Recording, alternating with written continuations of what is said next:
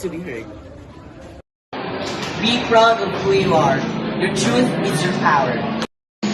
Judging others doesn't define who they are. It defines who you are.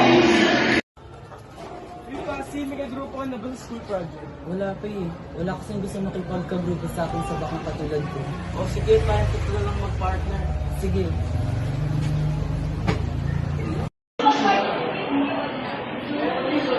Ako na lang din sila.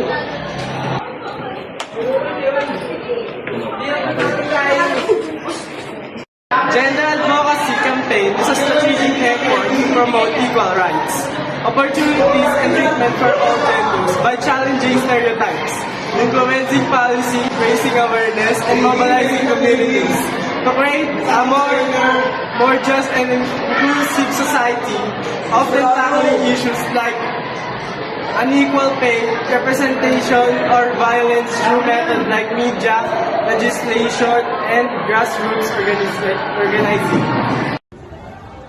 We should embrace our flaws. Respect comes in general. All LGBTQ should have the same respect as other genders.